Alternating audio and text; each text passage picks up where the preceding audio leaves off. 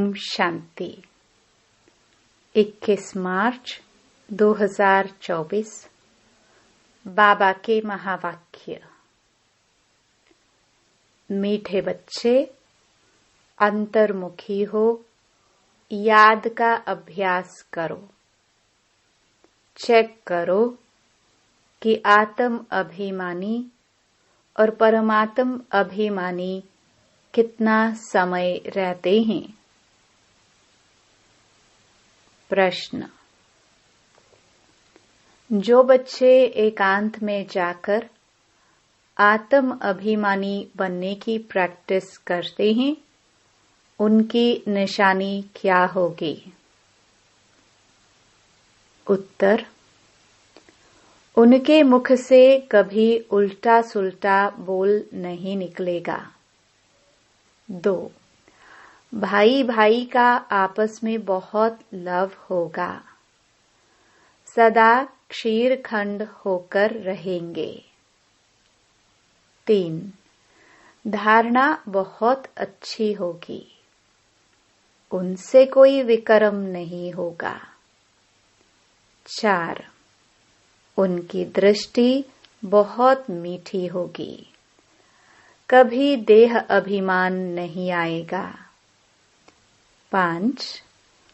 कोई को भी दुख नहीं देंगे। ओम शांति।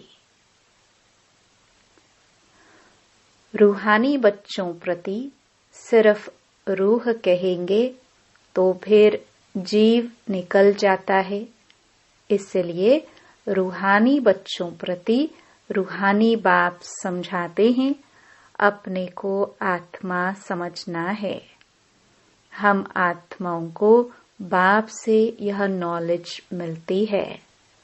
बच्चों को देही अभिमानी हो रहना है। बाप आए ही हैं बच्चों को ले जाने लिए। भल सतयुग में तुम आत्म अभिमानी बनते हो, परंतु परमात्म अभिमानी नहीं। यहाँ तुम आत्म अभिमानी भी बनते हो तो परमात्म अभिमानी भी, अर्थात हम बाप की संतान हैं। यहाँ और वहाँ में बहुत फर्क है। यहाँ है पढ़ाई, वहाँ पढ़ने की बात नहीं।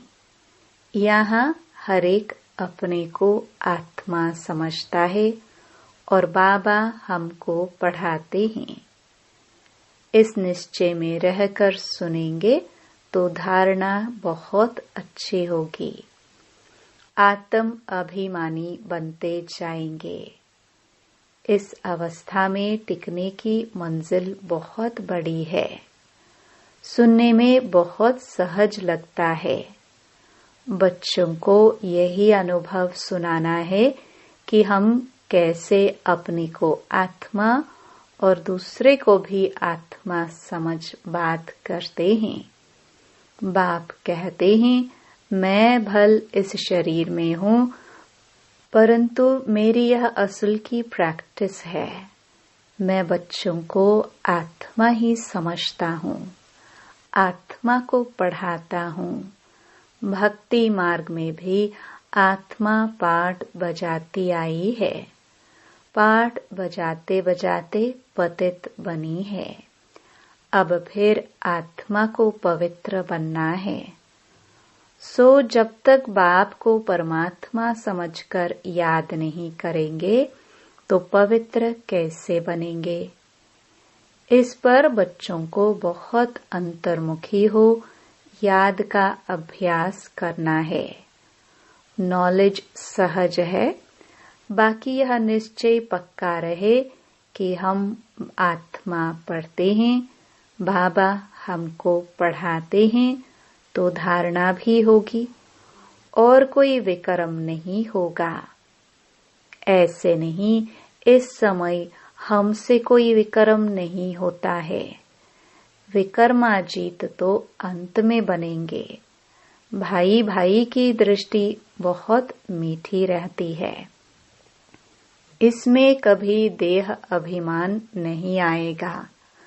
बच्चे समझते हैं बाप की नॉलेज बड़ी डीप है।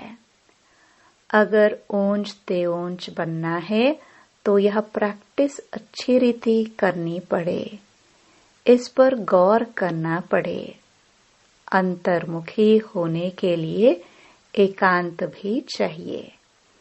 यहाँ जैसा एकांत घर में धंधे धोरी में तो मिल ना सके, यहाँ तुम यह प्रैक्टिस बहुत अच्छी कर सकते हो।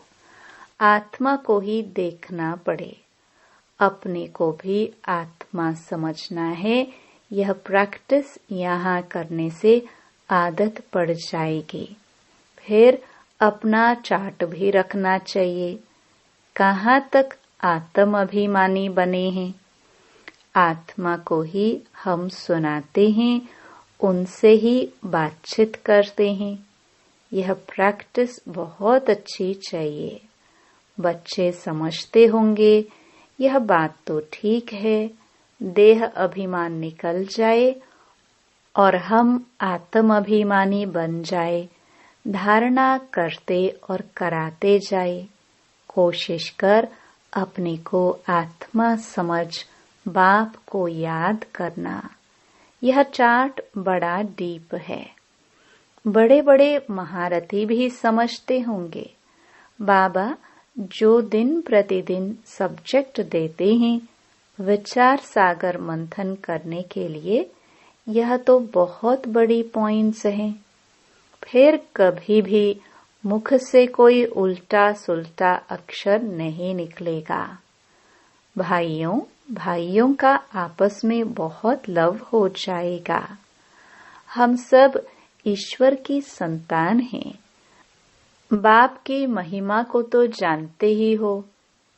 श्री कृष्ण की महिमा अलग, उनको कहते हैं सर्वगुण संपन्न। परंतु श्री कृष्ण के पास गुण कहाँ से आए?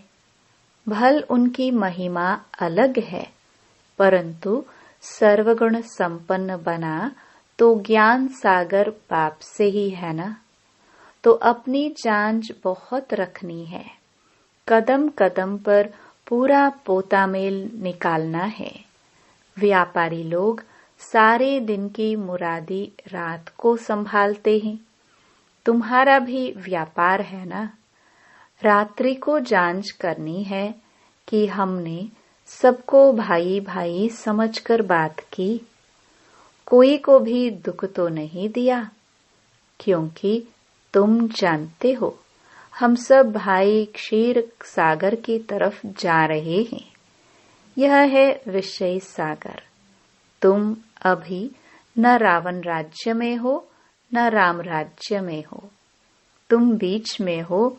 तो अपने को आत्मा समझ बाप को याद करना है। देखना है कहाँ तक हमारी वह भाई भाई के दृष्टि की अवस्था रही। हम सब आत्माएं आपस में भाई भाई हैं। हम इस शरीर से पाठ बजाते हैं।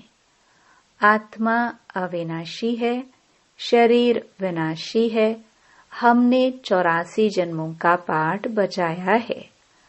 अब बाप आए हैं, कहते हैं मामेकम याद करो, अपने को आत्मा समझो। आत्मा समझने से भाई भाई हो जाते हैं। यह बाप ही समझाते हैं। बाप के सिवाय और कोई का पाठ ही नहीं। प्रेरणा आदि की बात नहीं। जैसे टीचर बैठ समझाते हैं, वैसे बाप बच्चों को समझाते हैं। यह विचार करने की बात है। इसमें समय भी देना पड़ता है। बाप ने धंधा आदि करने के लिए तो कह दिया है, लेकिन याद की यात्रा भी जरूरी है। उसके लिए भी टाइम निकालना चाहिए। सर्विस भी सबकी भिन्न भिन्न है। कोई बहुत टाइम निकाल सकते हैं। मैगजीन में भी युक्ति से लिखना है कि यहाँ ऐसे बाप को याद करना होता है। एक दो को भाई भाई समझना होता है। बाप आकर सभी आत्माओं को पढ़ाते हैं। आत्मा में दैवी गुणों के संस्कार अभी भरने हैं। मनुष्य पूछते हैं, भारत का प्राचीन योग क्या है? तुम समझा सकते हो, परंतु तुम अभी बहुत थोड़े हो। तुम्हारा नाम निकला नहीं है। ईश्वर योग सिखलाते हैं। जरूर उनके बच्चे भी होंगे, वह भी जानते होंगे, यह किसको भी पता नहीं है। निराकार बाप कैसे आकर पढ़ाते हैं? वह खुद ही समझाते हैं। मैं कल्प कल्प संगम युग पर आकर खुद बताता हूँ कि मैं ऐसे आता हूँ। किसके तन में आता हूँ? इसमें मूंझने की बात नहीं। यह बना बनाया ड्रामा है। एक में ही आता हूँ। प्रजापिता ब्रह्मा द्वारा स्थापना। वह मुरब्बी बच्चा पहले पहले बनते हैं। आदि सनातन देवी देवता धर्म स्थापन करते हैं, फिर वही पहले नंबर में आते हैं। इस चित्र पर समझानी बहुत अच्छी है। ब्रह्मा सो विष्णु, विष्णु सो ब्रह्मा कैसे बनते हैं, यह और कोई समझा ना सके। समझाने की युक्ति चाहिए। अभी तुम जानते हो बाबा कैसे देवता धर्म की स्थापना कर रहे हैं, कैसे चक्र फिरता है। इन बातों को और कोई जान ना सके तो बाप कहते हैं, ऐसे ऐसे युक्ति से लिखो। यथार्थ योग कौन सिखला सकते हैं? यह मालूम पड़ जाए तो तुम्हारे पास ढेर आ जाए। इतने बड़े आश्रम जो हैं, सब हिलने लग पड़ेंगे। यह पिछाड़ी को होना है। फिर वंडर खाएंगे कि इतनी सब संस्थाएं भक्ति मार्ग की हैं, ज्ञान मार्ग की एक भी नहीं। तब ही तुम्हारी विजय होगी। यह भी तुम जानते हो, हर 5000 वर्ष के बाद बाप आते हैं। बाप द्वारा तुम सीख रहे हो, औरों को सिखलाते हो कैसे किसको लिखत में समझाना है। यह सब कल्प कल्प युक्तियां निकलती हैं, जो बहुतों को पता पड़ जाता है। सिवाय बाप के एक धर्म की स्थापना कोई कर नहीं सकता। तुम जानते हो, उस तरफ है रावण, इस तरफ है राम। रावण पर तुम जीत पाते हो। वह सब हैं रावण संप्रदाय। तुम ईश्वरीय संप्रदाय बहुत थोड़े हो। भक्ति का कितना शो है। जहाँ जहाँ पानी है वहाँ मेला लगता है। कितना खर्चा करते हैं, कितने डूबते मरते हैं। यहाँ तो ऐसी बात नहीं। फिर भी बाप कहते हैं, आश्चर्यवत मेरे को पहचानंती, सुनंती, सुनावंती, पवित्र रहवंती, फिर भी अहो माया तेरे द्वारा हार खावंती। कल्प कल्प ऐसे होता है। हार खावंती भी होते हैं। माया के साथ युद्ध है। माया का भी प्रभाव है। भक्ति को तो हिलना ही है। आधा कल्प तुम प्रारब्ध भोगते हो, फिर रावण राज्य से भक्ति शुरू होती है। उनकी निशानियां भी कायम है। विकार में जाते हैं, फिर देवता तो रहे नहीं। कैसे विकारी बनते हैं, यह दुनिया में कोई जानते नहीं। शास्त्रों में लिख दिया है, वाम मार्ग में गए। कब गए यह नहीं समझते हैं। यह सब बातें अच्छी रीति समझने और समझाने की हैं।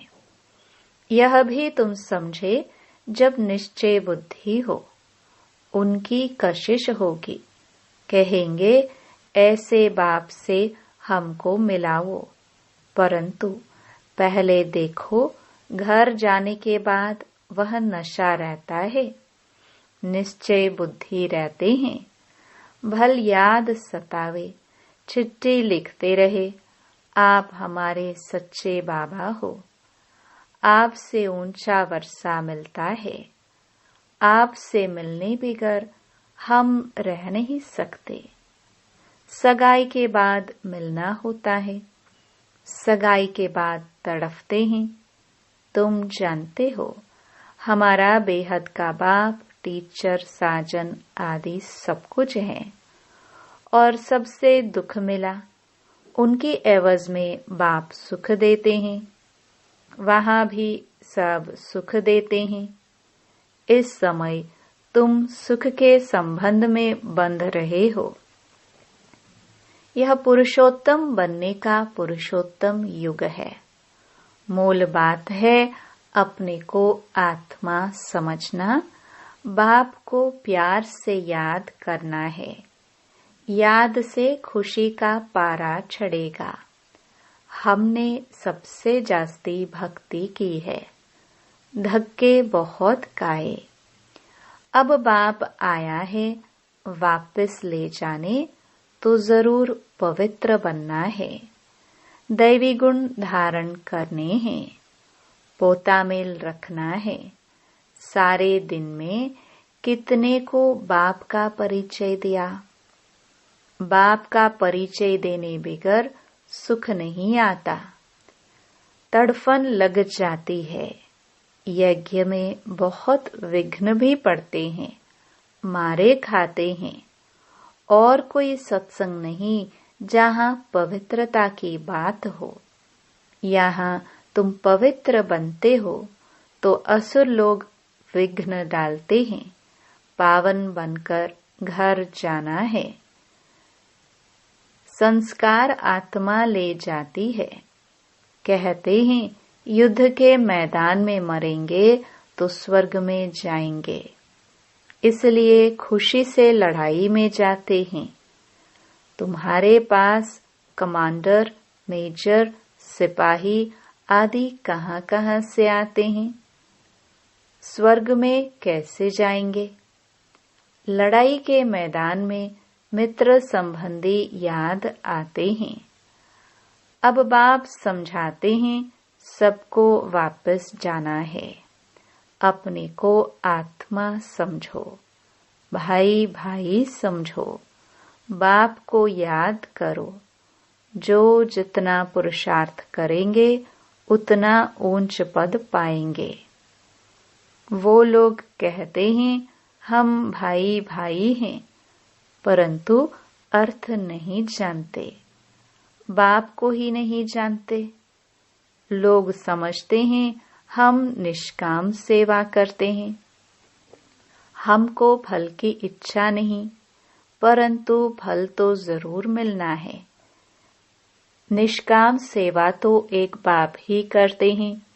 बच्चे जानते हैं बाप की कितनी ग्लानि की है, देवताओं की भी ग्लानि की है।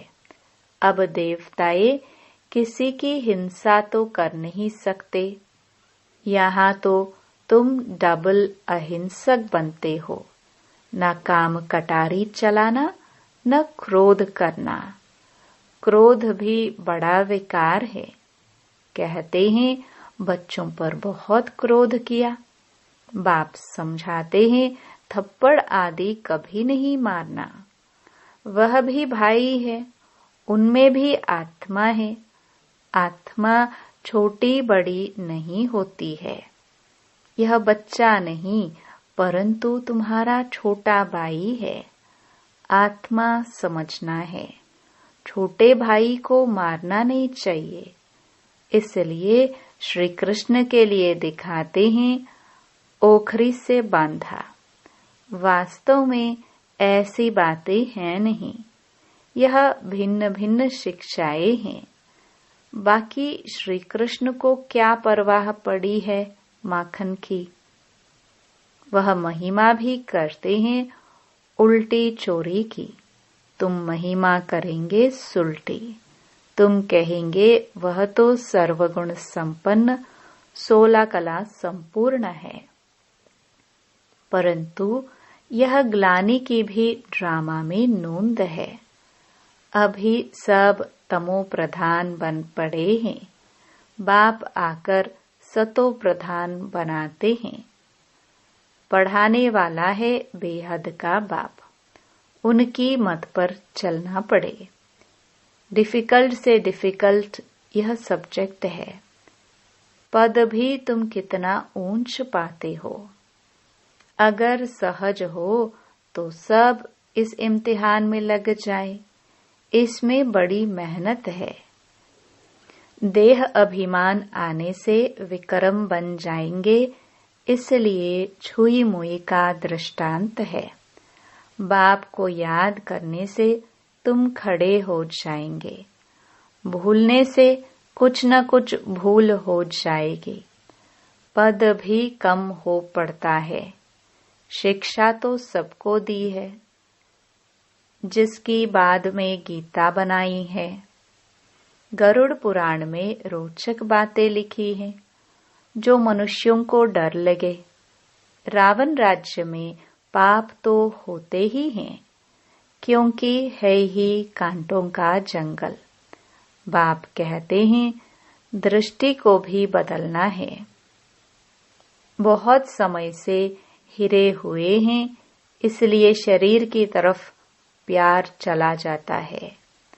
विनाशी चीज से प्यार रखने से फायदा ही क्या। अविनाशी से प्यार रखने में अविनाशी बन जाता है। बच्चों को यही डायरेक्शन है। उठते बैठते चलते फिरते बाप को याद करो। अच्छा,